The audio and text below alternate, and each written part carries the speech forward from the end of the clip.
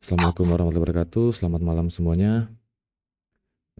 Jadi ini pertemuan pertama kita di pembelajaran Advance Smart Money Concept dan juga pertemuan pertama setelah Lebaran, setelah Ramadan. Jadi pada pertemuan pertama ini tentang Advance Smart Money Concept, kita akan masuk ke pembahasan top-down analysis. Di Advance itu ada 4 topik pembahasan: top-down analysis, internal struktur, POI counter, dan juga fractal entry. Yang pertama itu ada top-down analysis. Ya. Ini juga sekedar pesan untuk teman-teman semua yang mungkin baru masuk atau juga sudah lama, entah batch terbaru, batch 6 atau batch sebelum-sebelumnya, yang masih terkendala di top-down analysis. Ya. Teman-teman, sebisa mungkin, bahkan wajib, untuk fokus dulu perdalam materi basic dari market struktur sampai ke konfirmasi entry. Perdalam dulu pemahaman tentang basic smart money konsepnya dulu. Nah, kenapa wajib untuk paham basic dulu? Ketika teman-teman belum paham materi basic, masih setengah-setengah, ya. Apalagi di market struktur yang merupakan pondasi dari smart money concept, terus langsung melompat ke top down analysis, teman-teman akan bingung, akan makin bingung nantinya. Karena dalam pembelajaran Advanced Smart Money Concept itu akan sedikit berbeda pembahasannya dari basic. Kalau basic oke lah, dia tidak terlalu bingung, tidak terlalu membingungkan. Meskipun ada, kemungkinan tidak banyak. Nah, sekarang yang banyak terkendala itu di materi advance. Kebanyakan dari batch-batch sebelumnya yang menemukan kendala di advance smart money concept itu karena belum benar-benar paham tentang basic smart money concept. Makanya ketika lanjut ke advance itu buyar. Banyak sekali kendala-kendala yang harusnya sebenarnya pertanyaan-pertanyaan itu bukan untuk dilontarkan di advance smart money concept. Harusnya itu dibahas di basic, ketika basic. Jadi sekali lagi untuk teman semua, perdalam dulu market struktur, imbalance dan lain sebagainya, yaitu materi basicnya diperdalam dulu, baru nanti lanjut ke materi advance. Nggak apa-apa teman-teman untuk ikut dulu kelas yang sekarang, tapi nanti kalaupun setelah mengikuti kelas ini dan ternyata teman-teman sadar bahwa di basicnya masih banyak yang terkendala, fokusin dulu ya basicnya, perdalam dulu itu. Karena untuk materi, semua materi ini kan ada recordnya juga, jadi tidak harus ketika masuk pertemuan ini harus itu juga yang dipelajari, tidak ya. Oke, mungkin tanpa basa-basi lagi langsung aja kita masuk ke materi top down analysis. Jadi top down analysis itu adalah cara analisa ya, cara analisis pasar yang dilakukan dengan melihat pergerakan harga dari time frame besar ke time frame kecil untuk memahami zona arah tren utama, menemukan zona penting atau POI, ya kita bisa sebut sebagai POI, dan menentukan waktu serta posisi entry yang ideal. Nah, jadi top down analysis ini itu cara kita menganalisis pasar dengan menggabungkan time frame yang ada di market. Karena kalau kita berbicara market, time frame itu ada banyak sekali time frame yang ada, yang tersedia. Bisa dari monthly, bahkan dari tahunan, sampai ke yang terkecil itu bahkan kalau teman-teman pakai pro, itu bisa sampai ke detik. Ya. Jadi di top down analysis ini bagaimana cara kita menggabungkan analisa di tiap time frame. Analisa di tiap time frame yang bisa saja searah, yang bisa juga berlawanan arah. Yang nantinya akan mempengaruhi ke pengambilan keputusan kita nantinya. Apakah akan buy atau apakah akan sell. Ya. Terus fungsi dari top down analysis itu yang pertama, mengetahui arah struktur pasar jangka panjang Jangka panjang yang dimaksud ini adalah struktur bias, ya. Mengetahui pergerakan biasnya. Apakah bias itu uptrend atau downtrend. Bias, ya. Jadi nanti dalam top down analysis ada namanya time frame bias atau time frame yang kita jadikan sebagai patokan utama untuk melihat tren secara keseluruhan sesuai dengan style trading kita nantinya. Terus yang kedua, itu meminimalisir potensi tergocek double change of character.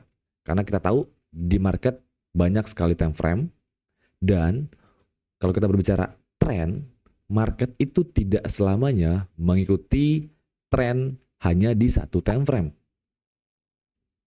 Tidak selamanya misal H1 bos, change of character, bos lagi. Tidak semudah itu, tidak sesimpel itu. Ada kalanya marketnya bos, change of character, terus change of character lagi. Bahkan sampai 3 kali juga ada, bahkan bisa lebih banyak. Ya. Jadi market itu tidak selamanya mengikuti valid trend hanya di satu time frame. Ada kalanya bosnya di time frame H1, ya. Coknya di time frame 15. Nah, bisa searah, bisa juga berlawanan arah dari beberapa time frame yang ada. Itu juga bisa jadi ketika kita melakukan top down analysis, kita bisa meminimalisir potensi untuk tergocek pergerakan double change of character itu. Nah, dan yang ketiga, menentukan area supply and demand atau order block, ya. Intinya POI, menentukan POI atau FVG yang kuat.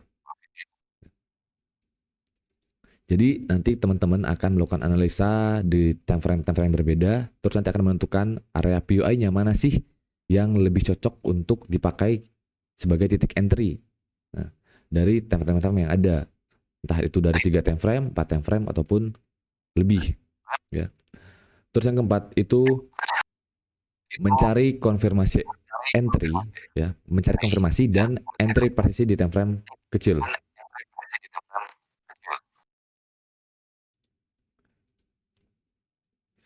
Nah, jadi ini fungsi dari top down analysis. Nah, selanjutnya, top down analysis kan kita berbicara analisis pasar, ya, melihat pergerakan harga dari time frame besar ke time frame kecil. Sedangkan di market kan ada banyak sekali time frame yang tersedia. Nah, time frame mana saja yang harus kita gunakan, ya, sesuai dengan style trading kita. Saya bedakan ke dalam 3 penggunaan bias time frame jika melihat style trading. Yang pertama itu ada swing trade. Teman-teman harusnya udah paham apa itu swing, ya.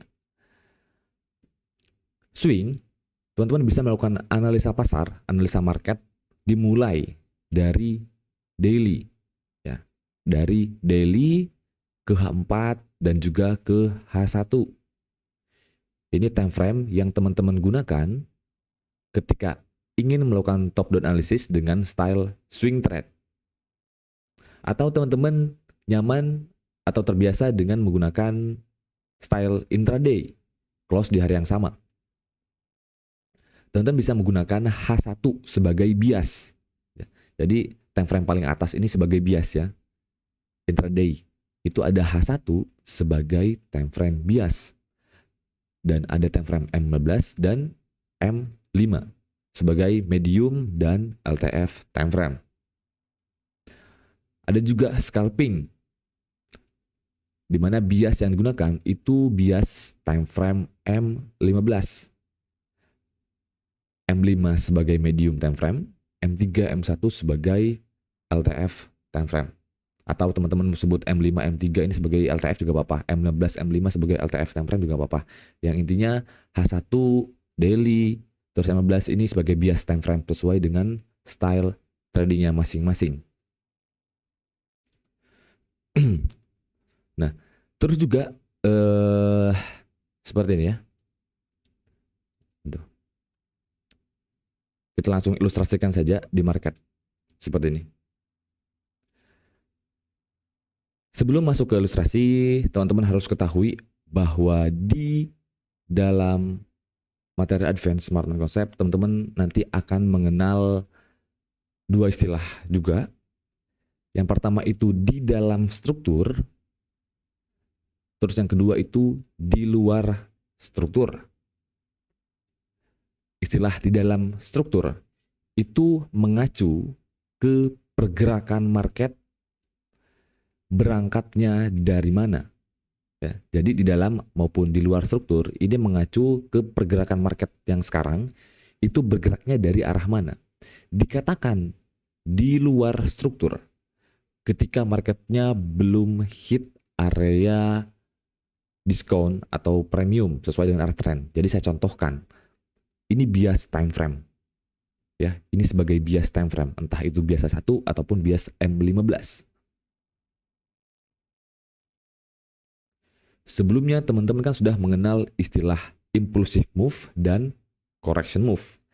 Impulsive move itu pergerakan yang searah dengan bias atau tren utama, dan correction move itu pergerakan yang berlawanan arah dengan tren utama atau bias. Ya. Dan ada dua lagi istilah, yaitu di dalam struktur dan di luar struktur. Ini mengacu ke pergerakan market yang sekarang berangkatnya dari mana.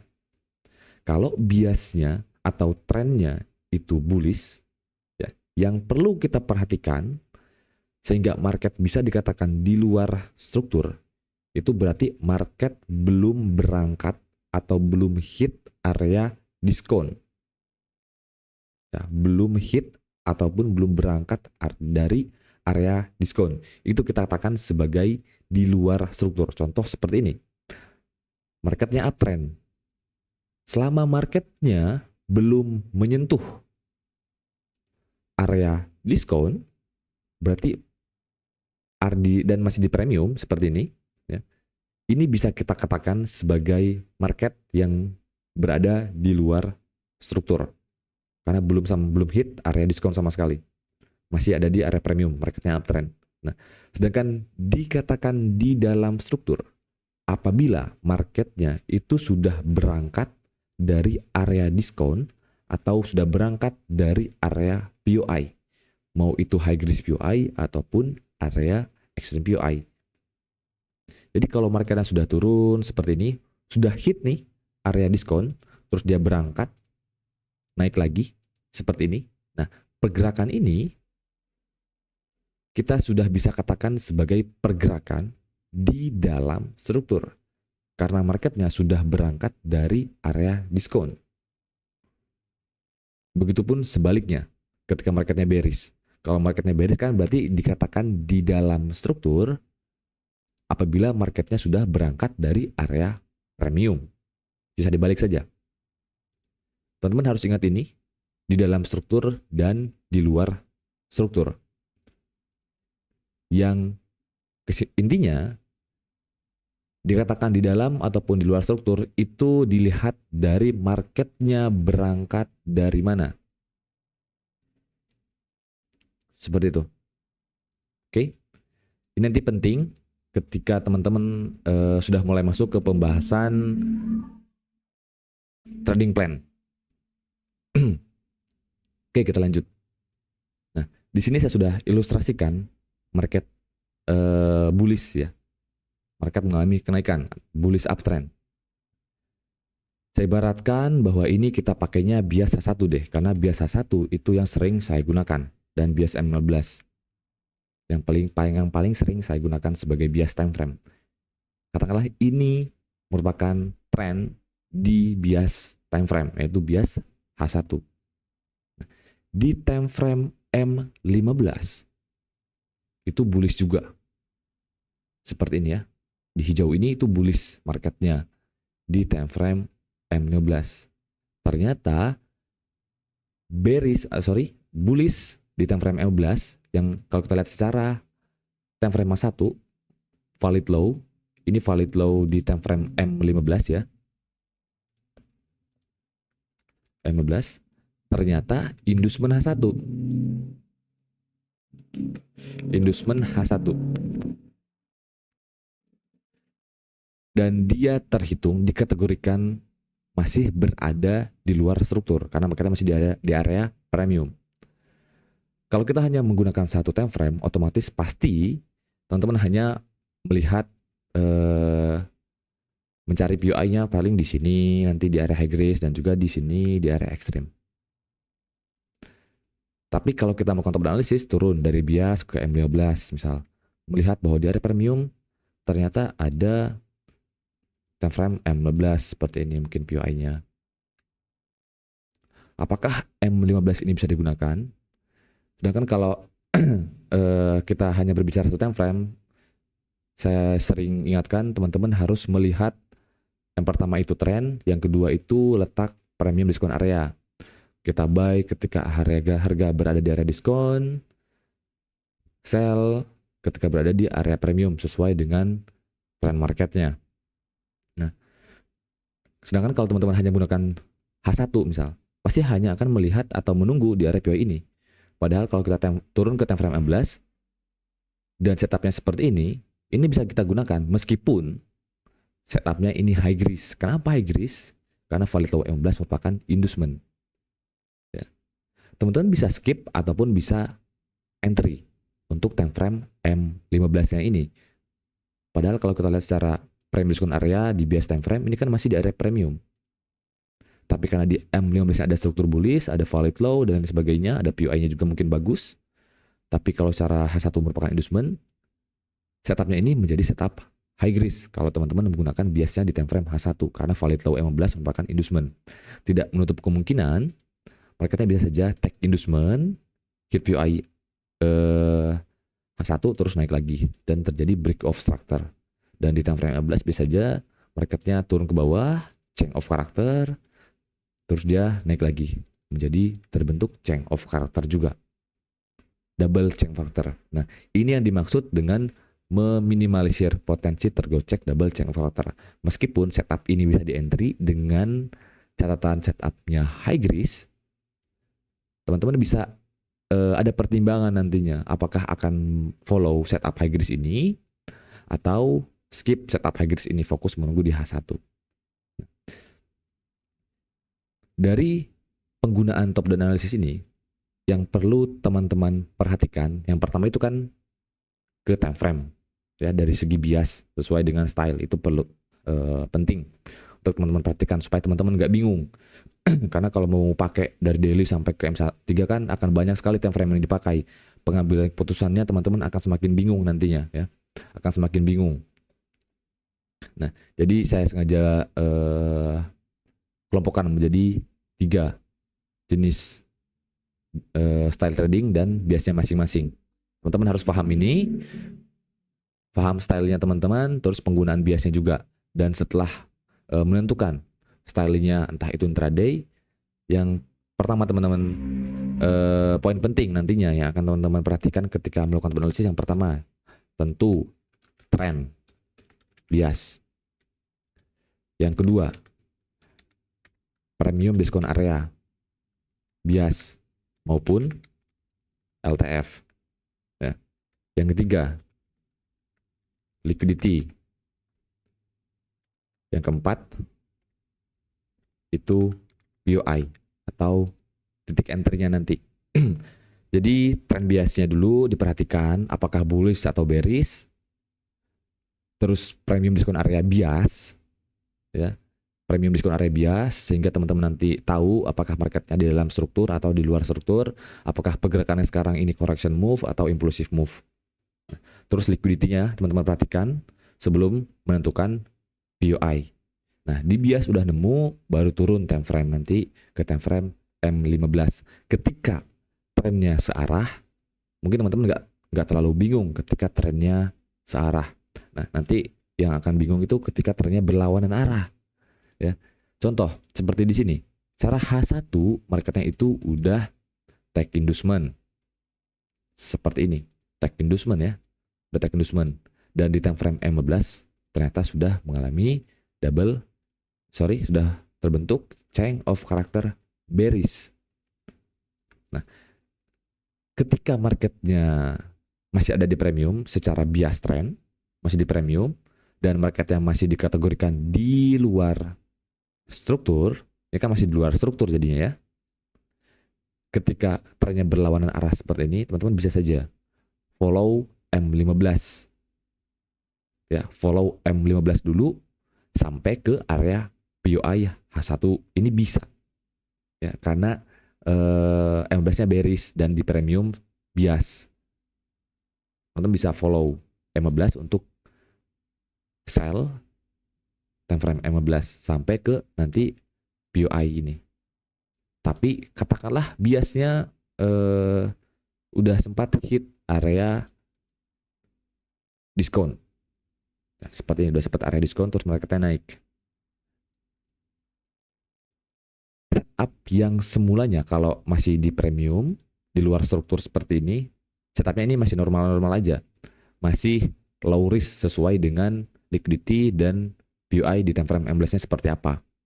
Kalau setupnya bagus di time frame 15, berarti setupnya ini masih setup low risk ya.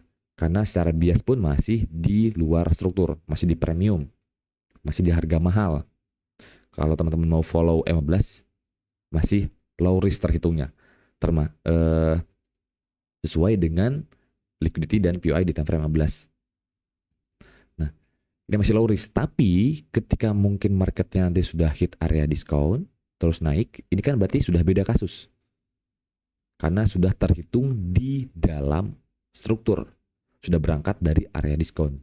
Setupnya meskipun di time frame M15 ini bagus, secara liquidity, secara POI, setup ini di time frame M15 ini menjadi high risk. Oke? Menjadi high risk setup. Karena marketnya sudah berjalan impulsive move. Sudah berjalan di dalam struktur. Sudah berjalan sesuai dengan arah tren bias. Tidak menutup kemungkinan marketnya nanti bisa lanjut ke next break of structure secara bias. Meskipun bagus M15-nya, setupnya ini menjadi high risk kalau teman-teman mau follow M15 untuk sell. Karena baik lagi tadi sudah di dalam struktur. Ingat, yang saya katakan di sini, M15-nya menjadi high risk setup. Bukan berarti mustahil untuk di-entry atau tidak bisa di-entry. Bisa untuk di-entry, tapi high risk setup ketika marketnya sudah berangkat dari area diskon dan biasnya itu bullish. Teman-teman bisa saja follow M15 dengan catatan high risk setup. Ya, high risk setup bisa jebol ke atas. Seperti ini.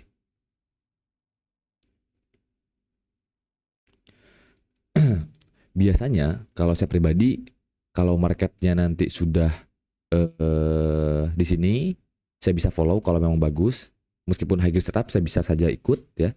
Saya bisa saja ikut trend M15 untuk bearish trend. Meskipun sudah dalam struktur, saya bisa ikut. Tapi terhitung high risk. Jadi saya sudah sadari bahwa setupnya itu setup high risk biasa saja, marketnya tembus dan terjadi double check of character di time frame M15 dan juga terjadi next break of structure di time frame bias. Time frame H1 bisa seperti ini. Tapi saya bisa ikut juga, ini tergantung M15-nya bagus atau tidak. Nah, terus katakanlah marketnya seperti ini ya. Teman-teman sudah dapat nih di M15, di high risk POI katakanlah. Terus marketnya turun M15 sampai ke time frame, sampai ke POI di sini. Sampai ke POI. Kita udah TP nih untuk M15-nya. Nah, ketika marketnya sudah hit area POI bias, POI HTF, segala setup yang berlawanan arah dengan bias itu menjadi high risk setup. Atau bahkan lebih bagus untuk di skip ketika marketnya sudah hit area diskon. Kalau saya pribadi lebih memilih untuk skip kalau marketnya udah jalannya itu dari diskon. Dari POI. Kalau baru dari diskon seperti ini, oke, saya masih bisa pakai untuk high risk setup M15 bearish. Tapi kalau marketnya sudah jalan di area diskon seperti ini, ya, sudah jalan dari area POI bias, ini saya skip saja untuk tren bearishnya. Seperti ini. Di time frame H1 udah hit POI bias, dan di 15 kan baru change of character. Katakanlah di sini baru change of character. Nah, ketika mereka sudah hit POI bias, segala struktur bearishnya itu menjadi high grease. 15 ini kan bearish ya, baru change of character. Tapi mereka udah hit POI H1 di sini. Nah, setupnya ini jadi high grease. Atau bahkan saya lebih memilih untuk skip. Karena besar potensinya untuk market sampai membentuk double change of character. Jadi market yang rawan terjadi double change of character. Yang pertama itu inducement HTF, tapi di time frame bawah itu valid high atau low. Contoh kayak di sini. Ini secara HTF inducement, tapi secara LTF itu valid low. Nah, market rawan terjadi double change of character, tapi teman-teman bisa gunakan sesuai dengan bentukan trennya nantinya, apakah bagus ataukah tidak nanti di sini. Apakah sudah masih di luar struktur atau di dalam struktur yang seperti ini. Sebenarnya akan lebih simpel ketika nanti sudah masuk ke pembelajaran top down trading plan, karena di sana sudah saya sediakan untuk skenario-skenario yang terjadi, apakah buy, apakah sell, setupnya high risk, setupnya low risk, saya ikut saja. Nah, tapi di sini kita fokus ke top down analisisnya dulu. Kalau sudah seperti ini setupnya menjadi high risk. Baik lagi ke tadi, market yang rawan terjadi double check character. Yang pertama tadi kan inducement HTF, dan di LTF merupakan valid high atau valid low. Terus yang kedua, itu ketika market sudah hit POI. Ya, sudah hit POI. Contoh seperti ini, market sudah hit POI bias, ya biasa saja marketnya tinggal lanjutin tren sesuai tren bias ke next boss bias. Kalau LTF biasa saja dia double check character meskipun valid low-nya bukan inducement HTF. Begitu. Saya ulangi lagi, untuk top down analysis, teman-teman perhatikan style teman-teman sehingga nanti akan memudahkan penggunaan time frame yang digunakan untuk top down analysis.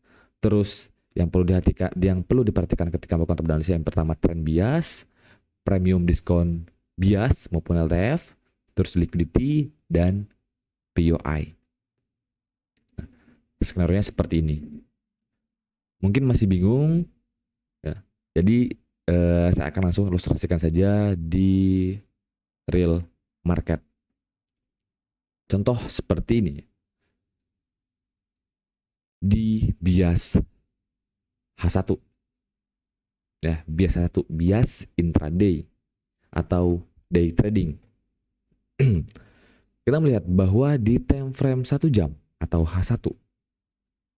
Ini saya satukan H1 karena H1 dan bias H1 dan bias M15 ini bias yang paling sering saya gunakan untuk entry.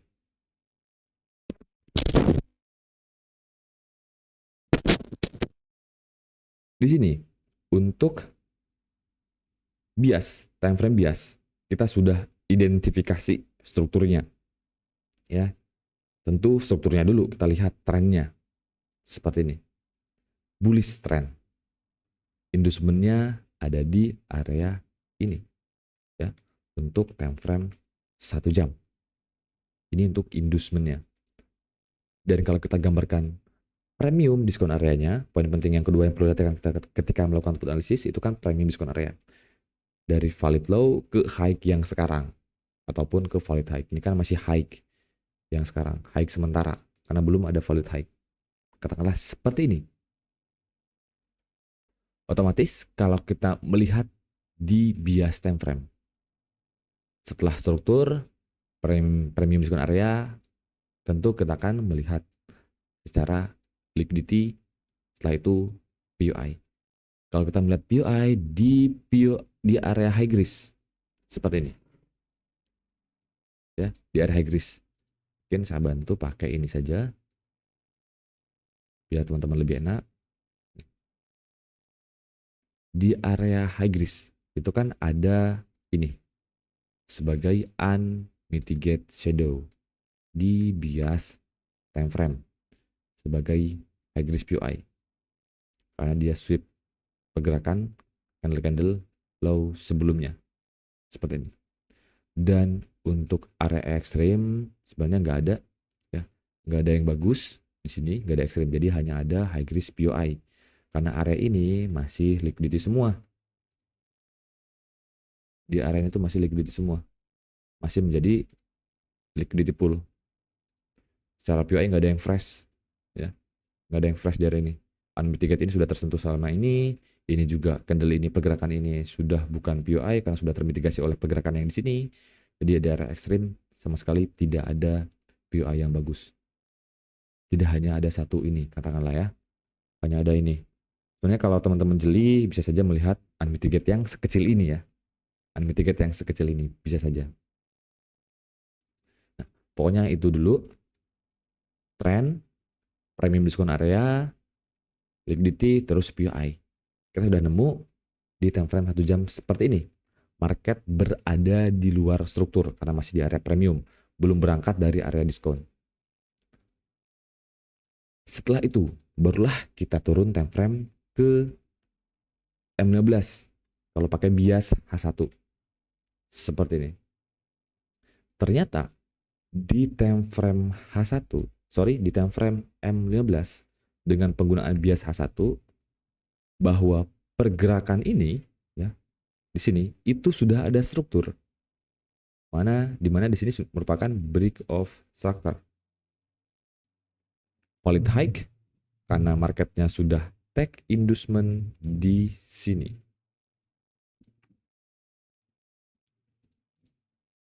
Oke, sudah take inducement di area ini.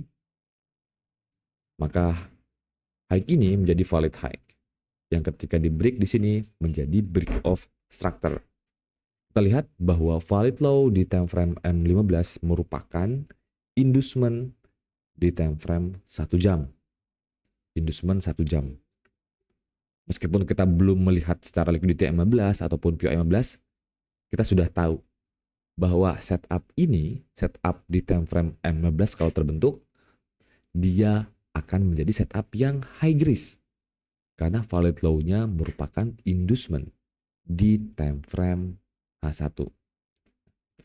Kalau secara M15 sama seperti tadi H1, teman-teman melihat secara liquidity-nya, premium diskon area-nya ya. Kalau kita lihat premium diskon area, jadi seperti ini.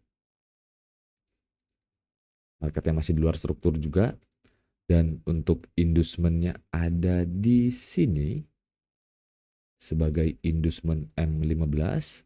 Dan untuk high gris POI time frame M15 bisa ada di sini. Dan untuk extreme POI sebenarnya nggak ada ya. Sebenarnya nggak ada. Adanya hanya ini. Dan sebenarnya ini masih masuk sedikit ke area high gris POI. Ke area high gris sebenarnya.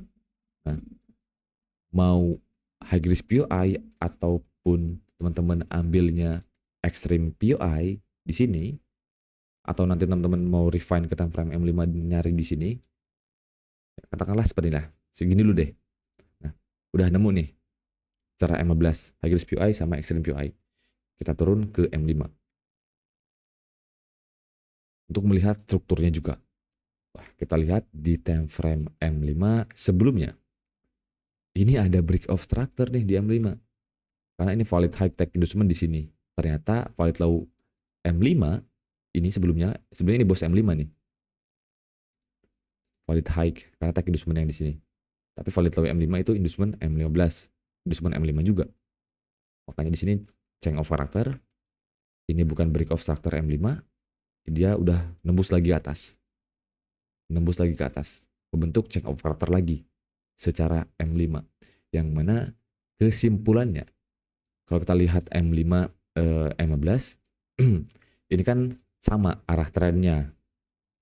Sama arah trennya berarti premium diskon area juga akan sama seperti ini untuk time frame M5. Kalau kita lihat di time frame M5, mungkin high risk POI-nya bisa lebih ambil yang ini, lebih presisi seperti ini. Dan untuk ekstrim nggak ada, berarti hanya ada di sini. Oke. Ini penggunaan bias H1. Kita sudah lihat di H1-nya seperti ini. Ya. Sorry, kode 12. Ya, satunya seperti ini. Kalau teman-teman tidak mau menampilkan mapping di time frame LTF, teman-teman bisa pakai ini ya. Bisa blok, terus kontrol, divisabilitas. Tinggal hilangkan centang di jam. Hanya ingin menampilkan di menit. Seperti ini. Yang satu, terus masih di premium, secara M15 setupnya seperti ini. Begitupun M5 sama setupnya. Kita udah nemu nih. Kalau kita mau pakai bias H1 kan akan lama nih sampai ke sini. Akan lama. Alternatifnya kita bisa pakai M15 atau M5. Dengan catatan kalau kita lihat M15, time frame M15, valid low-nya itu inducement. Setup ini berarti setupnya high risk, dan kalau kita lihat secara M15 pun low-nya ini kan menjadi relative equal low. Relative equal low, teman-teman harusnya udah tahu. Udah bisa mengidentifikasi liquidity ini. Karena sudah lewat pembahasannya. Berarti kan udah low-nya relative equal low, terus juga valid low-nya itu inducement. Jadi setupnya ini sangat-sangat high risk. Sangat-sangat high risk. Kedua POI ini setupnya sangat-sangat high risk. Oke, berdasarkan bias tren H1. Ya, berdasarkan bias tren H1 seperti ini. Kedua setup ini menjadi high risk yang setelah teman-teman simpulkan dari top down analysis H1 ke M5 tadi, mungkin akan skip aja deh dua POI ini. Karena marketnya udah valid low, yang inducement H1, terus ada relative equal low, jadi terlalu berbahaya deh untuk di entry, jadi mau di skip. Nah, itu bisa. Atau teman-teman tetap mau pakai ini sebagai titik entry dengan catatan high grade setup. Sebenarnya kalau kondisi seperti ini, bagusnya untuk di skip aja. Karena lebih banyak data pendukung untuk sweepnya ketimbang data pendukung untuk entry-nya. Ya. Karena kalau secara 15 pun udah equal low, bonus menang satu lagi. Data pendukung untuk sweepnya lebih besar ketimbang data untuk entry-nya. Nah, kalau berdasarkan bias tren H1, kesimpulannya seperti itu. Kalau saya pribadi menemukan kasus yang seperti ini, saya akan lebih fokus untuk wait and see dulu di time frame M15. Ya, jadi ini saya skip dulu. Ya, saya skip dulu yang ini nih, dua ini. Saya akan melihat apakah marketnya sweep bentuk EFC, entah itu sweep POI atau sweep liquidity ini, equal low dan juga valid low yang merupakan inducement satu. Kalau ada, saya akan masuk. Kalau saya pribadi akan seperti itu ke pengambilan keputusannya. Atau teman-teman yang ingin masuk di sini sebenarnya bisa-bisa saja, cuma baik lagi data pendukung untuk entry-nya itu lebih sedikit ketimbang data untuk sweep-nya. Jadi lebih proper untuk skip dulu, wait and see dulu di time frame M15. Karena secara liquidity masih terlalu besar potensi untuk di sweep-nya. Nah, ini berdasarkan bias H1. Ya, berdasarkan bias H1. Pengambilan keputusannya seperti itu. Tapi bagaimana kalau pakai biasnya M15?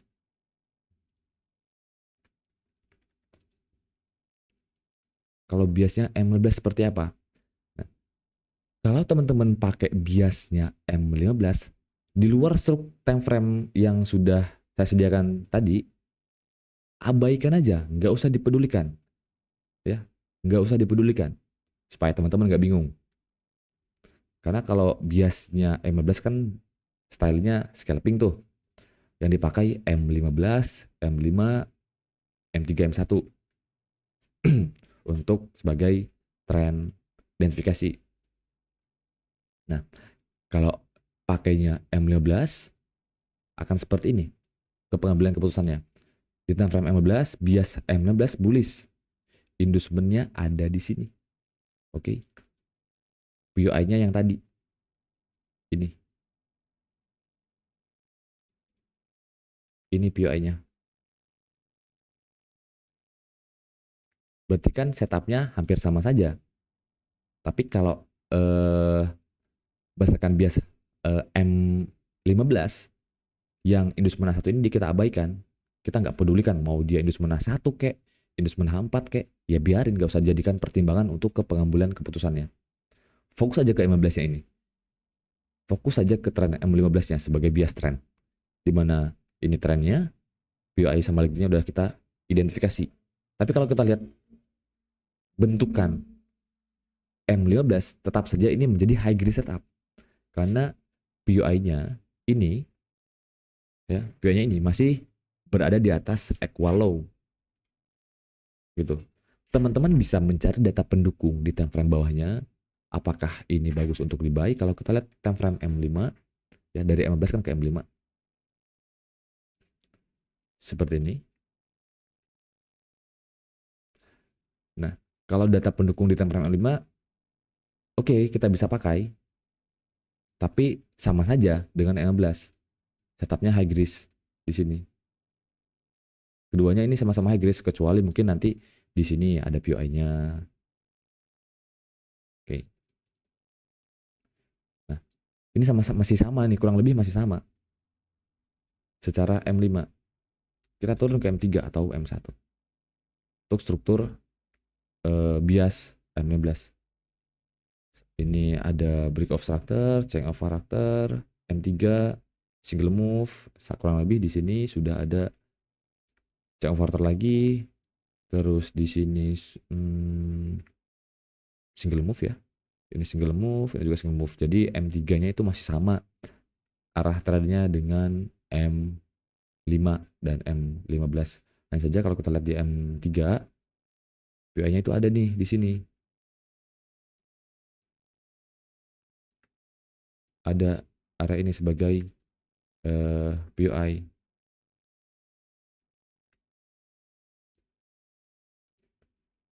Kalau mau dijadikan sebagai POI ekstrim.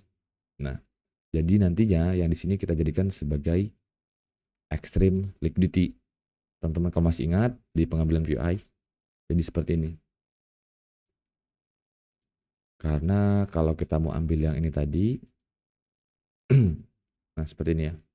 Jadi extreme liquidity.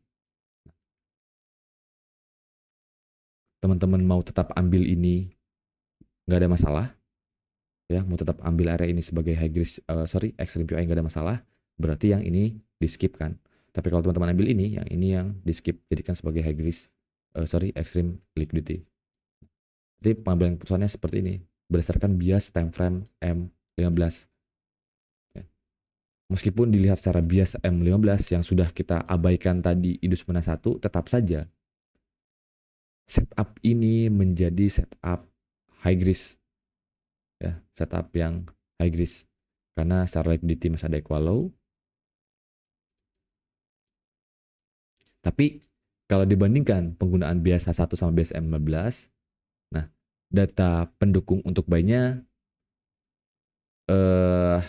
masih 50-50 di sini. Karena dikurangi dengan inducement H1 tadi. Masih oke lah, masih proper untuk kita pakai. Meskipun setupnya high risk. Kalau dari bias pengambilan keputusan dari biasa 1 pasti akan skip kalau saya pribadi. Tapi kalau pakai biasnya M15, nah saya bisa lihat di sini. Masih wait and see. Masih lihat. Bisa langsung PO atau menjadi konfirmasi. Bisa langsung dipakai lah ya. Bisa langsung di entry. Kalau nanti marketnya hit area kedua POI ini. Ini dua bias yang pengambilan keputusan berdasarkan dua bias. Kalau biasanya satu tadi lebih bagus untuk skip, tapi kalau pakai biasnya 15, meskipun high risk, lebih bisa kita untuk entry. Masih oke untuk kita entry. Karena cara POI 15 mungkin sudah bersih. Ya. Ini juga udah oke karena ada extreme liquidity. Meskipun POI-nya ini belum bersih. masih ada di dalam relative equal low. Seperti ini untuk pengambilan keputusannya. Kalau kita lihat, nah, ini kan terjebol. Dua-duanya dijebol nih. Dua-duanya jebol. Kalau kita lihat secara M16 ini sweep tapi tidak ada EFC, ini sweep. Kalau kita lihat di sini sweep juga. Nah, belum ada change of character. Kalau kita pakai biasa satu, pasti nunggunya apakah ini bikin inducement bikin EFC atau tidak. Berdasarkan EFC inducement, karena inducement H1 kalau pakai biasanya H1. Kita cek dulu secara H1. Nah, seperti ini kan inducement H1. Sorry, ternyata inducement yang ini, deng. Ya, ini inducement H1. Ya, udah diambil. Ini bias inducement H1. Udah diambil.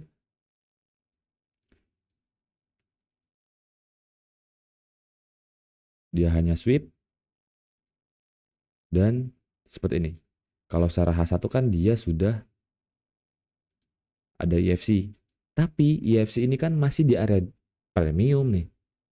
Masih belum bagus untuk kita buy.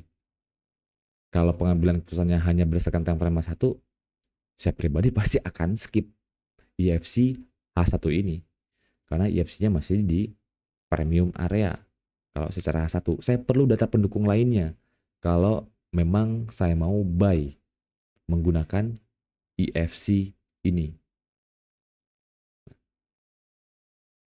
Kalau biasanya satu, saya akan turun ke time frame M15 untuk melihat, wah ternyata di time frame M15 yang tadi udah jebol. Katakanlah kita minus 2R deh. Kita coba pakai berdasarkan bias M15. Ini kita minus 2R lah ya. Stop loss 2 kali. Nah, ini kan dia sweep. Secara M15 juga, wah ternyata dia masih sweep. Dan untuk EFC-nya lebih kecil, segini. Ya, lebih kecil. M15. Seperti ini. Dengan pullback terdekat pada pergerakan ini ada di area ini. Pada pergerakan penurunan ini. Untuk membentuk MCOK SOP kedua tentang di EFC. Nah, berarti EFC ini kan bisa dipakai secara M15. Dan juga kalau kita entry EFC ini berarti dia sesuai dengan arah tren. Masih ikut impulsive move. Nah, malah kita di sini. Marketnya hit atau teman-teman refine lagi untuk melihat data tambahan di M5. Nah, di M5 kan ternyata bearish trend. Sorry, bentar. Seperti ini. Nah, nah tadi kalau biasa satu EFC-nya udah jadi, cuma kita perlu data pendukung lainnya untuk buy karena masih premium H1. Di M15 seperti ini, marketnya masih bullish trend, EFC-nya lebih kecil. Nah, ini sudah termasuk data tambahan untuk kita pakai EFC atau buy di premium bias. Kita turun time frame lagi ke M5. Ternyata di M5 sudah bearish lagi. Kalau di M5 dia udah change of character. Sudah terjadi bearish. Trennya udah menjadi bearish. Seperti ini. Ini kan marketnya secara M15 itu kan sudah sweep valid low. Berarti pergerakan ini sudah terhitung di dalam struktur. Sudah di dalam struktur. Tidak menutup kemungkinan marketnya tembus naik dan membentuk next break of structure. Mau itu H1 maupun next break of structure M15. Kalau secara M15 ini sudah dalam struktur. Kalau secara H1, biasa satu itu memang masih di luar struktur. Ini saya masih jelaskan secara biasa satu ya. H1 kan M15, M5. Seperti ini. Kalau teman-teman lihat M5, pasti lihat trennya itu nge-sell. UI di high risk nggak ada, paling ambilnya yang ini.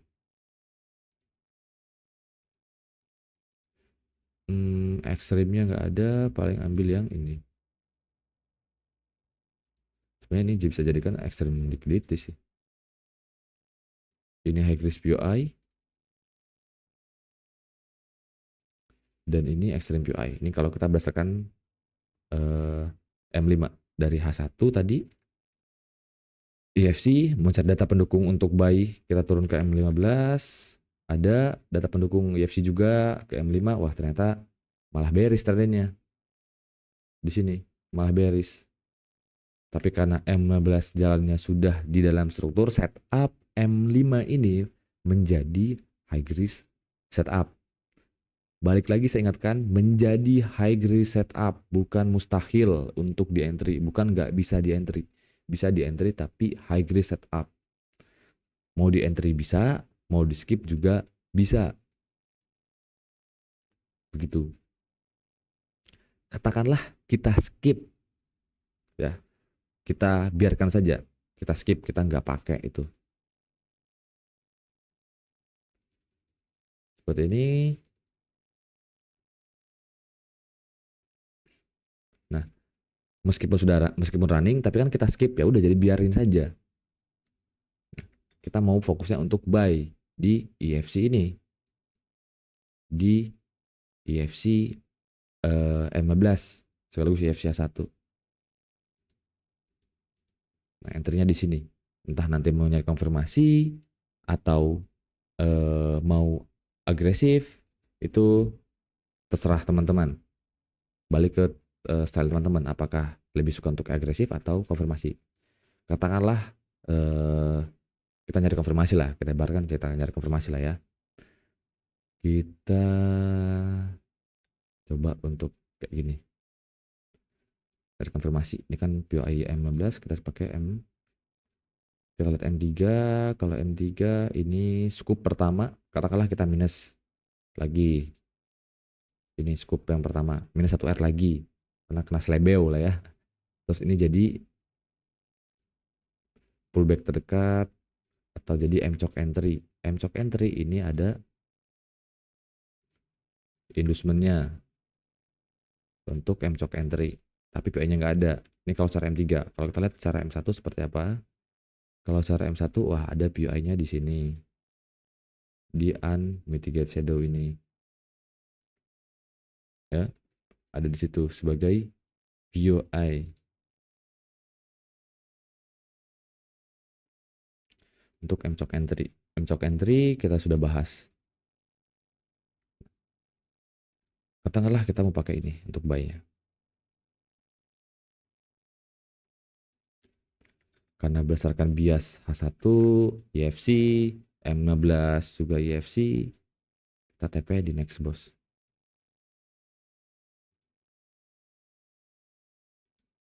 Jadi seperti ini.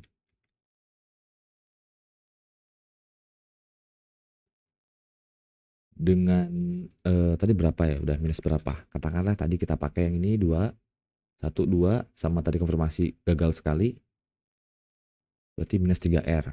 Di sini kita dapat 11R. 11 kurang 3 berarti kan masih profit 8R. Jadi masih plus. Jadi ini. Itu tadi berdasarkan pengambilan keputusan berdasarkan bias H1. Bagaimana kalau pakai biasnya M15? Ya. Sebenarnya pada kondisi yang sekarang ini, market yang kebetulan saya contohkan ini kurang lebih hampir sama ya. Pengambilan keputusannya tetap akan skip ini, terus juga ambil yang ini. Ya. Lebih proper untuk follow M15.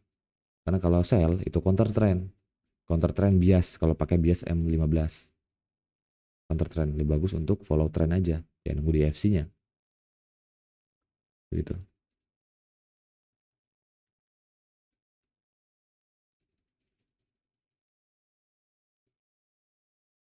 Mungkin itu aja untuk untuk ilustrasi di top down analysis. Ya. Teman-teman sebenarnya bisa untuk melihat outlook yang sering saya kirim, itu sudah berdasarkan top down analysis, teman-teman bisa pertanyakan. Kan ada biasa saya sering terkadang saya biasa kirim outlook ya, untuk teman-teman explore. Teman-teman kalau bingung dengan outlook yang saya kirim bisa dipertanyakan kenapa ambil ini, pengambilan keputusannya seperti apa. Teman-teman bisa tanyakan. Jadi bisa sebagai bahan pembelajaran juga gitu. Kembali saya ingatkan poin penting dalam melakukan top down analysis. Yang pertama teman-teman tentukan style teman-teman ya. Apakah swing, intraday, atau scalping, sehingga nanti tidak bingung untuk time frame mana yang akan digunakan. Ya. Setelah udah nemu stylenya, time frame-nya, nah, nanti ketika ingin melakukan top analysis, perhatikan trend bias, prime discount bias, maupun LTF, liquidity, sama POI. Kalau teman-teman pakai yang intraday, fokus di time frame atau data yang muncul di time frame ini, time frame M1, M11, M5. Kalau ada data yang dari daily H1, H4 itu abaikan saja ini. Abaikan saja. Contoh misal nanti ternyata valid low bias H1 itu inducement di time frame daily. Abaikan aja. Karena pengambilan keputusannya itu berdasarkan 3 time frame-nya aja. Kalau stylenya itu intraday H1, M11, M5. Begitupun seterusnya. Kalau teman-teman stylenya itu scalping, ternyata valid low M15 itu inducement H1 misalnya. Dan teman-teman maunya nyamannya pakai scalping, ya udah nggak apa-apa, abaikan aja. Data H1 itu abaikan aja, karena teman-teman fokusnya ke data dari bias M15 ke bawah. Seperti yang saya contohkan tadi, kalau teman-teman pakai biasnya M15, ya abaikan aja data H1 tadi. Ya, yang ini.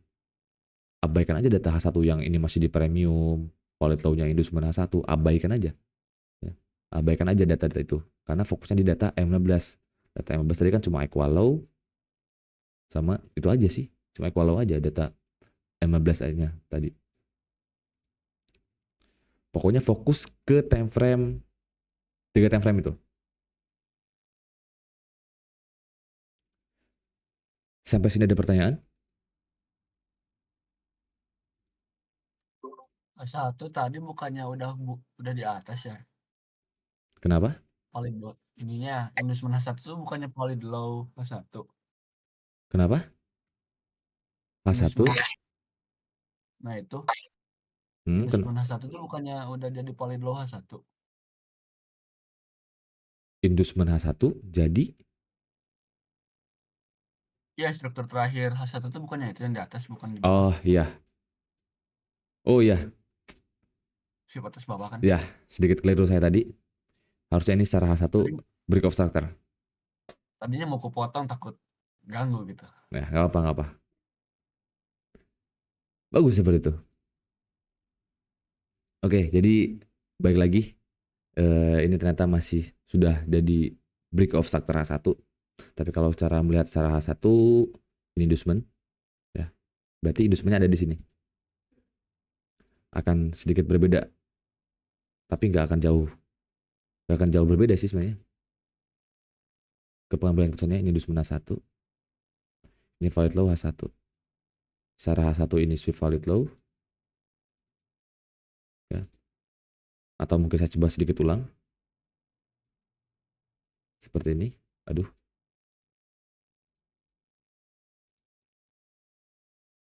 Anjir kok il. Kamu.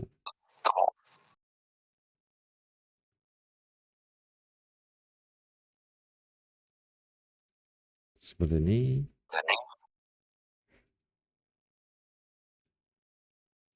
Oke. H1 break of structure. Ini inducement H1. Ini valid low H1. Premium diskon areanya seperti ini. Aduh, mana sih? Ya, seperti ini kita turun ke M15. Kalau secara H1 nggak ada POI-nya, secara M15 kita turun ke M15 itu ada POI-nya yang tadi. Ya, ini POI M15, ini juga POI-nya. turun M5 kurang lebih sama tadi, lain-lainnya sama. Nah, kalau cara biasa satu nggak ada PUI untuk buy, kita turun ke top analysis ke time frame M5, ada PUI buy tapi masih high grade setup yang tadi di sini relative equal low. Ini inducement A1. Cara M5 seperti ini nggak ada ya. Jadi kalau pakai data bias H1 berarti PUI-nya hanya satu aja yang akan diambil. Ini. Mau ambil ini juga bisa, tapi keduanya masih high risk, duanya high risk. Jadi ini skip aja. Nunggu untuk sweep aja nanti di sini. Sweep inducement H1 atau nunggu sweep valid low H1 sekaligus valid low M15. Nah, kedepannya selanjutnya itu sama aja kayak tadi. Mungkin hanya data di situ aja yang berbeda. Untuk top down analisisnya. Oke, bagus. Ada koreksi.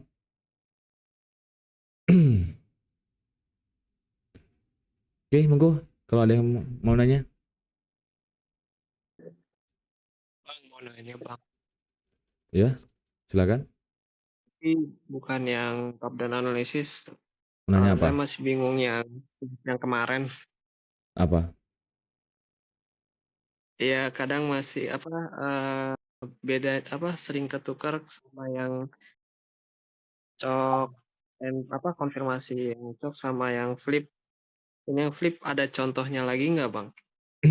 Oke, untuk di luar materi ini mungkin nanti saja ya, nanti saja karena kita fokusnya ke top down analisis dulu nih. Nah, untuk materi-materi kayak di luar itu sebenarnya teman-teman bisa tanyakan entah di question ataupun ketika saya live di mentorship itu sebenarnya tanyakan, sering saya tawarkan ada pertanyaan atau tidak, ada yang mau diskusi atau tidak. Bisa tanyakan di situ. Karena di luar materi nih ya. Fokus dulu ke materi yang ada dulu di top down analysis. Oke bang.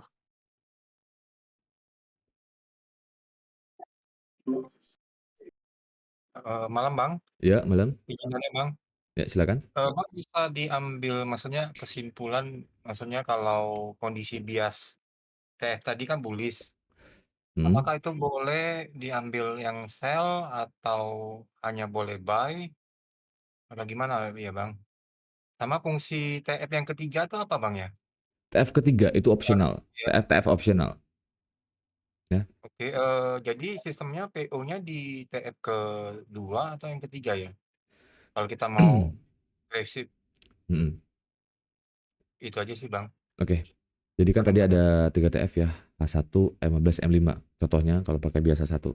Jadi TF yang paling bawah itu TF optional. Maksudnya karena pergerakan itu tidak selamanya bagus. Bisa lebih ke banyak noise-nya. Contoh dari H1, M15, M5. Nah, M5-nya ini optional. Ketika ternyata searah atau searah dan pergerakannya masih kurang noise, maksudnya masih oke lah untuk dipakai, kita bisa pakai. Tapi kalau ternyata trennya itu banyak noise-nya, banyak liquidity-nya, dan range-nya nggak jelas, nah, teman-teman bisa skip untuk time frame M5, fokus ke A1 sama M15 untuk pengambilan keputusannya. Jadi tren ketiga ini itu time frame ketiga yang paling bawah ini tren optionalnya ya. Dan kalau ditanya untuk titik entry-nya mau agresif atau konfirmasi, apakah pakai time frame paling bawahnya atau apanya, itu balik lagi ke bentukan marketnya ya. Contoh kayak ini, kita pakai biasa satu kan nggak ada PUI. Kalau pakai biasa satu nggak ada PUI, ini masih inducement.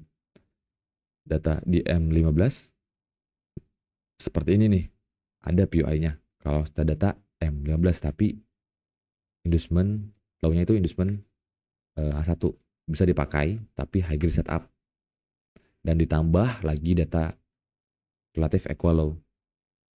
Sampai sini aja analisanya oke ya. Karena trennya bullish, biasanya bullish, saya akan fokus untuk mencari follow buy saja. Akan nyari buy saja. Kalau marketnya udah jalan kayak gini, ya udah di sini. Saya akan fokusnya cari buy saja. Bisa teman-teman nyari sell kalau masih di premium, counter trend namanya, ya. Bisa pakai real struktur, contoh misal di M5 nanti ternyata ada valid bearish, bisa teman-teman sell kalau masih di luar struktur dan masih di area premium. Itu bisa. Tapi di sini kan searah dia trennya. Ya, searah trennya. Jadi data untuk sell-nya itu nggak ada. Data untuk sell-nya itu nggak ada. Jadi lebih proper untuk fokus cari buy saja di sini. Nah, dan untuk entry-nya mau agresif di time frame berapa, pakai POI yang 15 bisa, atau mau di refine itu juga bisa. Tapi di sini kasusnya malah di refine malah lebih gede ya. Nah, itu terserah mau pakai H1 M15-nya atau mau pakai M5-nya untuk refine ya. Refine POI itu saya jelaskan juga di pembahasan atau materi POI, bagaimana kita refine POI. Nyari dulu POI di time frame yang sama, baru kita refine. Bisa saja kalau nggak ada teman-teman bisa turun time frame untuk nyari POI, bisa, tapi itu nanti aja. Karena teman-teman fokus dulu nyari di time frame yang sama, baru turun time frame untuk entry. Nah, data ini fokusnya untuk buy aja, nggak ada untuk sell. Dan data market yang ini ya, yang sekarang ini ya, yang saya jelaskan ini. Datanya hanya ada untuk buy, nggak ada untuk sell. Berdasarkan real struktur. Oke Bang, jelas. Satu lagi bisa Bang ya? Oke. Kalau soal liquidity di area diskon, berarti kita itu termasuk high risk atau di-skip aja Bang ya? Liquidity di area diskon seperti Ya ini. jika ada POI ya seperti itu Mm-mm. di-skip atau termasuk high risk?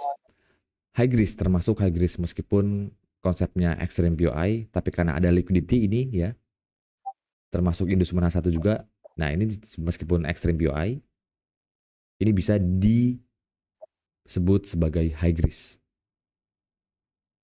Karena secara liquidity-nya kita lihat. Liquidity kan bahan bakar. Berpotensi untuk diambil oleh market, berpotensi untuk di sweep sama dengan inducement ini. Jadi data market yang sekarang ini meskipun extreme POI jadi high risk POI. Jadi dua-duanya ini jadi setup yang high risk. Oke Bang, jelas. Terima Hmm. kasih Bang. Oke, ingat high risk itu bisa di entry tapi potensi untuk tertembusnya besar. Bukan berarti nggak bisa di entry ya. High risk itu bisa di entry tapi setupnya itu potensi untuk tertembusnya itu besar. Tuh.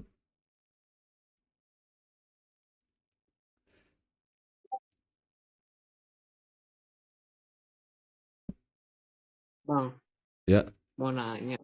Berarti kalau misalkan tadi kita pakai H1 sama M15 gitu ya, Bang. Mm, Kita bisa counter trend ketika di M15-nya ini nggak sejalan sama H1-nya.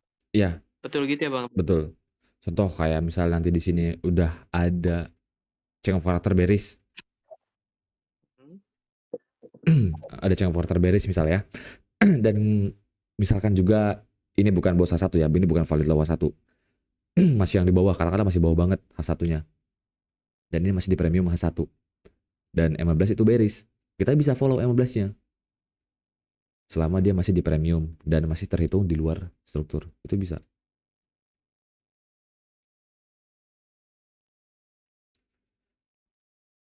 Berarti masih ada kemungkinan bisa kita ikuti M15-nya dengan catatan masih di premium gitu ya, Bang ya? Ya, Oke, oke, oke. Terima kasih, Bang. mungkin untuk contoh itu kayak yang ini deh. Kayak yang market ini.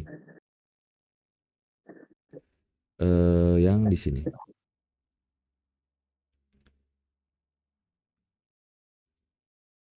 Sebenarnya sama aja. Ini pakai bias M15. Lalu kemarin saya ambil keputusannya pakai bias M15.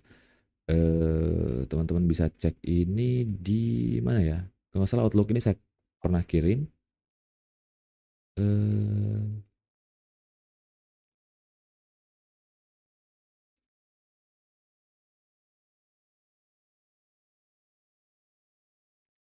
itu Teman-teman bisa cek outlooknya.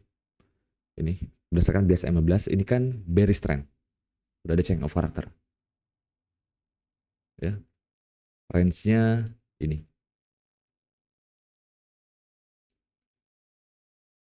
Terus kalau pakai biasa satu ini begini. Oh enggak, yang ini berbeda. Enggak, bukan yang dimaksud sama Bang Haidar. Karena ini tetap ngesal juga. Mencari yang berlawanan arah itu di mana ya?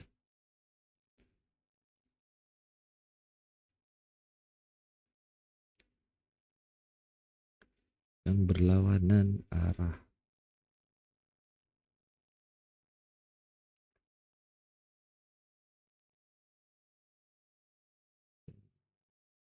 Oke, lama lah kalau kita nyari lain satu-satu. Yang intinya kalau memang marketnya masih seperti ini, secara bias. Dan di sini nanti, ya, entah itu katakanlah kayak gini, mau itu inducement atau bukan, dan di M15-nya pergerakan ini ada bearish trend, kita bisa follow untuk bearishnya.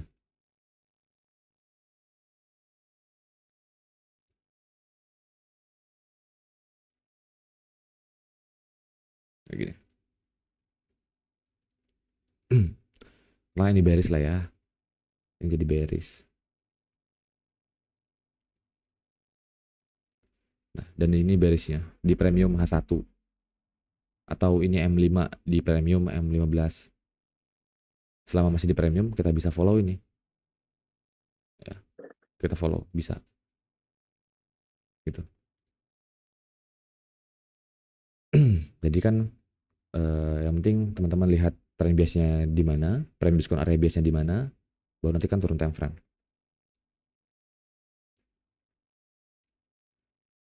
Terus apa lagi nih Bang Didi? TF bias H1 bullish.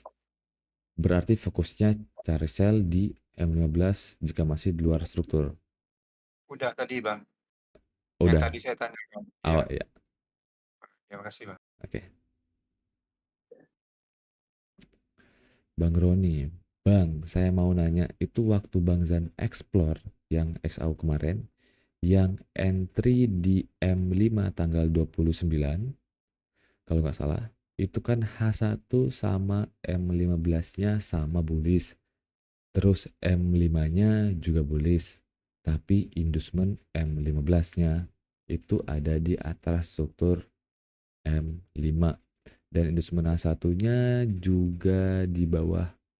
Inducement H1-nya juga di bawah struktur M5. Nah itu cara pengambilan POI-nya gimana Bang Zan? Kan Bang Zan banyak tuh POI-nya kemarin pas ekspor.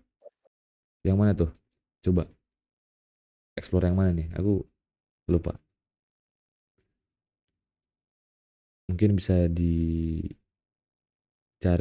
explore yang saya share, terus klik kanan kalau pakai PC, nanti klik link message, ya, klik copy message link, terus nanti copy di sini.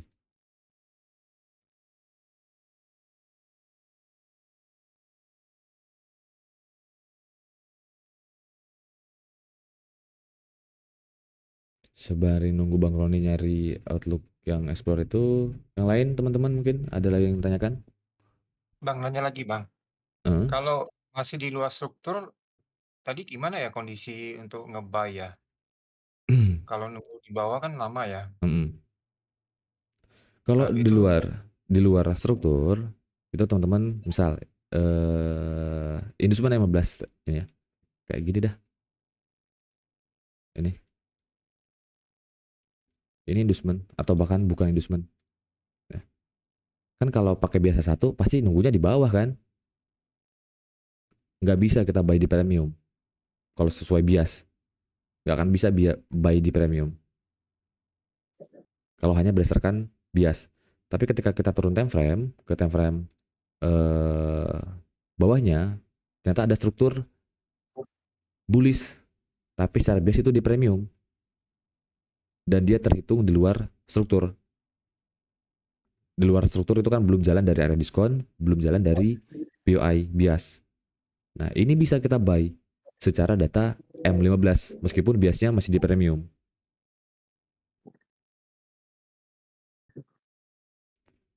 Jadi setup M15 ini bisa kita pakai. Meskipun secara bias itu masih di premium.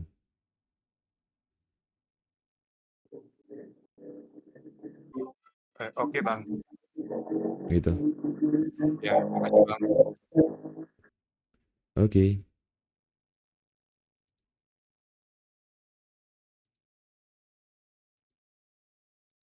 Ada lagi? Lah, kok nggak bisa dikirim Bang linknya? Atau di anu deh, dibalas gitu loh.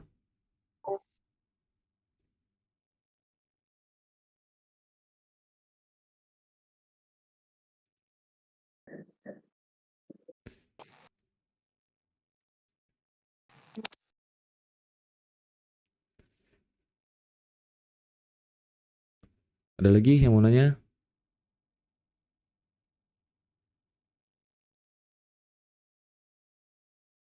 Ayo, monggo. Kalau ada lagi yang mau nanya.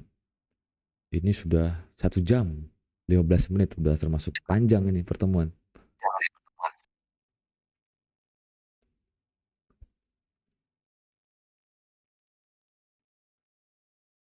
Bang, berarti kita tinggal berapa pertemuan lagi ya, Bang?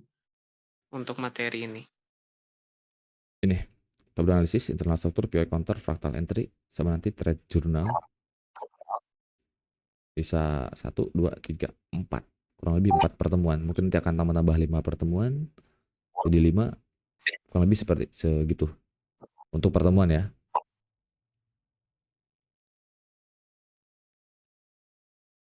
Oke, Bang.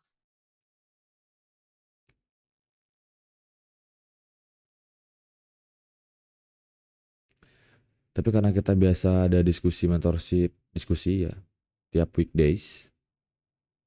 Teman-teman meskipun pertemuan udah habis tetap bisa nanya, tetap bisa diskusi. Pertemuan habis bukan berarti teman-teman sudah harus bisa, enggak.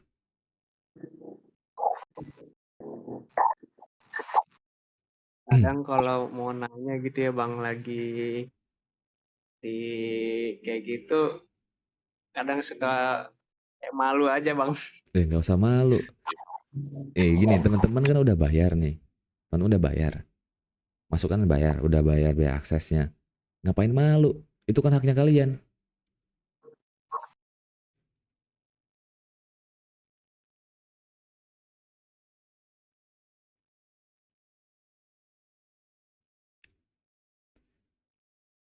Kadang kalau saya nanya, beraninya kadang ya udah lewat room chatnya aja, Bang, yang pas lagi kita ada Hmm. ngedece-nya itu, Bang. Oke. Nanti next time teman-teman semua ketika ada live diskusi, mentorship, nah jangan sungkan-sungkan untuk bertanya.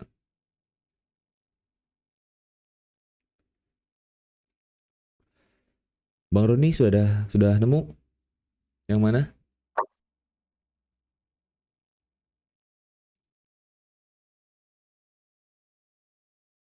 Bang, Ya, mau nanya lagi Bang. Itu yang oke. nomor 2 itu premium diskon area LTF itu maksudnya apa yang perlu diperhatiin ya? Nah, kan kalau udah bias, kita nemu ini bias nih, ya kan? Premium diskon area. Sama juga nanti di LTF-nya misalnya ke M15. Ya tetap kita perlu perhatikan juga premium diskon areanya untuk nyari POI-nya gitu. Baiknya ya tetap di diskon LTF-nya tadi gitu. Meskipun secara keseluruhan tren M15 ini kan kalau secara bias di premium. Tapi kalau secara M15 ini sudah ada area diskonnya. Jadi baiknya nanti di diskonnya gitu.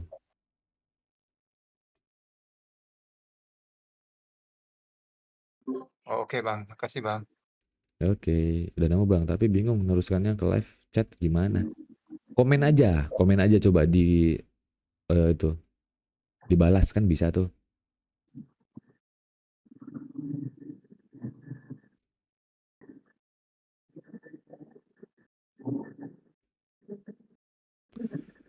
Mulai dari sini mungkin akan lebih banyak pertanyaan untuk top down analisis ya.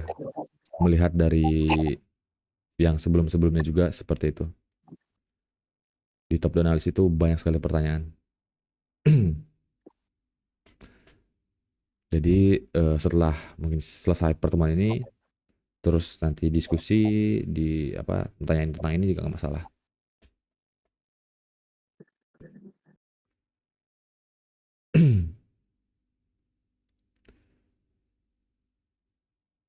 Ya Bang, kalau misal ngejurnal tapi pakai data backtest, maksudnya sebelum-sebelumnya nggak apa-apa ya Bang? Gimana?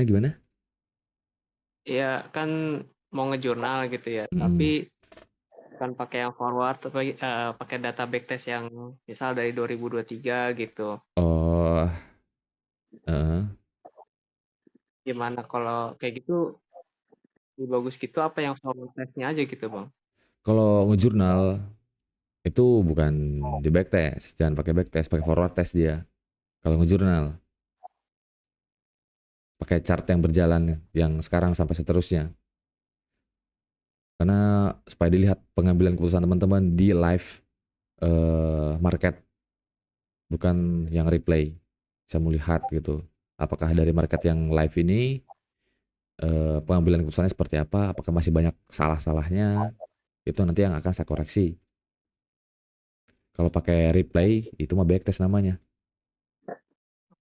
Tapi kadang saya Bang kalau nge-backtest gitu ya, misal dari daily saya sampai garis lurus gitu Bang, jadi saya nggak ngelihat struktur aslinya tuh gimana gitu kan. Hmm, Terus saya turun lagi ke TF bias misal ke H1 baru kelihatan gitu Bang, misal dari tanggal 1 Desember gitu. Jadi yang ke kanan tuh saya nggak tahu tuh itunya gimana gitu. Kalau gitu tetap kurang berarti Bang ya? kurang.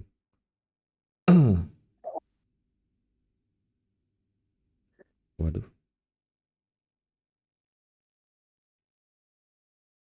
Pokoknya kalau untuk jurnal itu teman-teman pakai live market ya.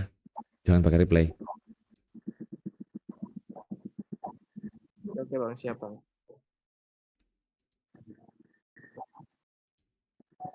Oh, yang ini ya, Bang Roni. Ini,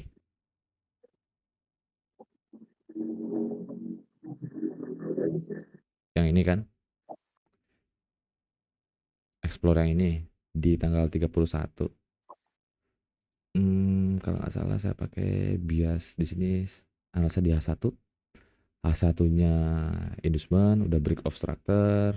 Ini validasi ya, validasi. Terus ini inducement H1 masih di bawah kan. POI-nya berarti hanya ada ini. Kalau pakai biasanya H1 hanya ada unmitigated shadow doang. Saya biasa 1. Turun time frame ke time frame M15. Ternyata di time frame M15 itu seperti ini. Untuk trennya ini kan tadi unmitigated H1 ya. Nah, di M15 ini seperti ini. Ini equal low, relative equal low. Pengambilan POI-nya ekstrimnya di sini. Meskipun ini belum bersih juga, ada udah masih ada equal low juga di bawahnya, tapi karena sudah ada liquidity di atasnya, udah ada candle yang berpotensi untuk menjadi bahan bakar marketnya, jadi saya ambil ini sebagai POI. Terus sebagai high risk POI ini saya ambil M5. Nah, untuk data M5-nya itu seperti ini. Nah, ini data di M5. Di M5-nya itu di premium ini nih. Ini di premium. Ini kan inducement M15 ya.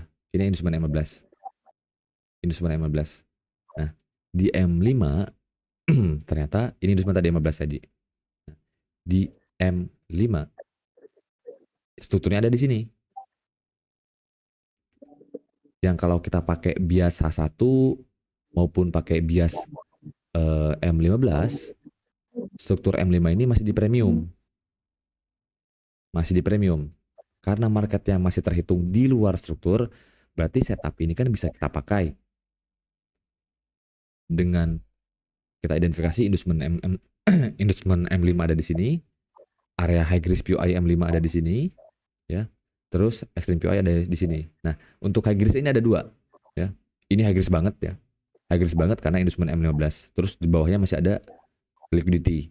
Nah, jadi kalau teman-teman skip high risk POI yang satu ini, ya, kalau ambil high risk POI 1 berarti skip yang ini.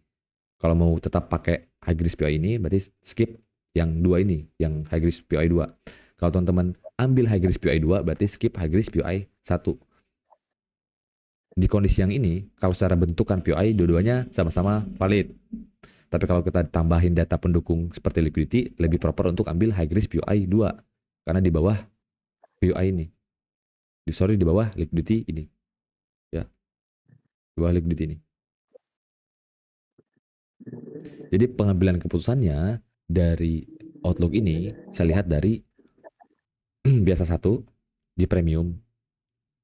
Maka sekarang di premium, di luar struktur. Masih di bawah untuk POI-nya.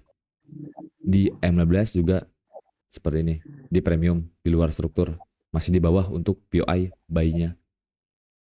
Di M5 bullish trend, masih bullish di premium, tapi strukturnya lebih pendek.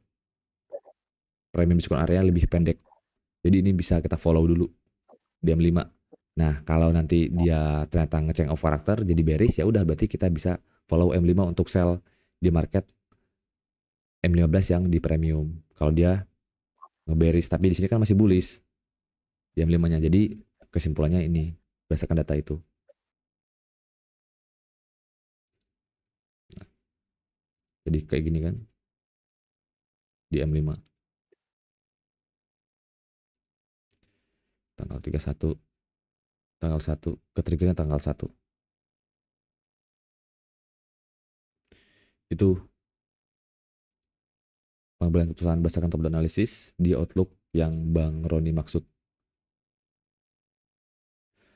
Contoh di GU saat ini, tap POI Extreme H4.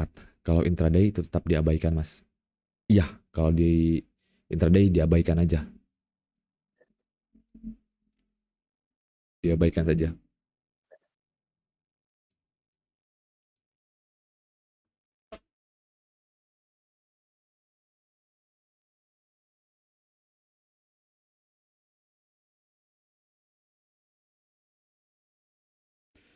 Oh gitu ya Bang, tapi POI-nya di M5 kenapa nggak sekalian yang ekstrim?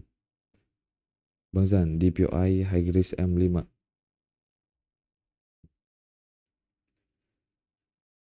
POI-nya di M5 kenapa nggak sekalian yang ekstrim? Kan untuk POI M5 range-nya kan seperti ini. Range-nya kan di sini. Ini valid low-nya. Ya udah ini sebagai ekstrim ya. Kalau di luar di bawah ini, itu kan udah di luar struktur M5. Kayak ini misal, yang ini. Yang ini kan maksudnya. Sedangkan M5 itu strukturnya cuma sampai sini tadi. Cuma sampai sini doang. Kalau ambil ini sebagai ekstrim POI M5, berarti dia udah potensi ngecok atau bahkan potensi sweep valid low. Jadi kita ambil POI-nya itu ya di dalam range struktur.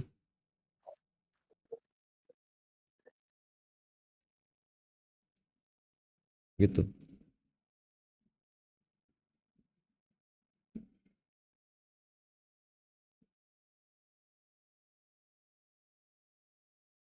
Oh iya ya, iya seperti itu. Oke, karena berhubung sudah 1 jam, berapa menit ini? 1,5 jam, sudah termasuk panjang untuk pertemuan top down analysis.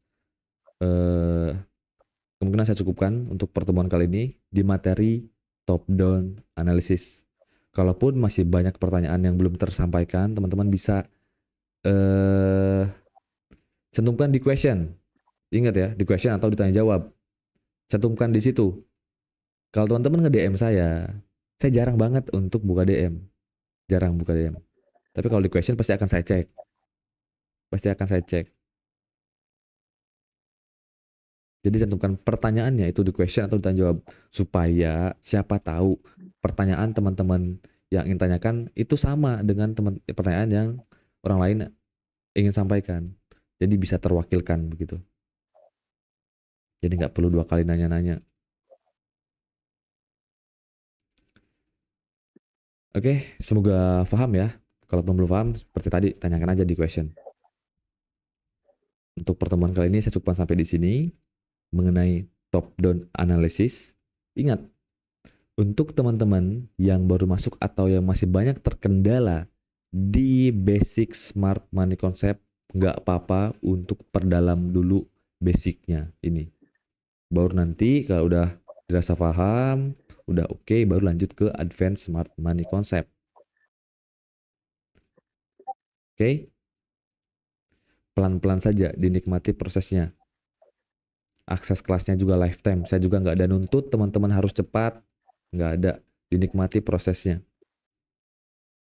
Oke? Sekian dari saya. Kurang lebihnya mohon maaf. Wassalamualaikum warahmatullahi wabarakatuh. Dan selamat malam semuanya.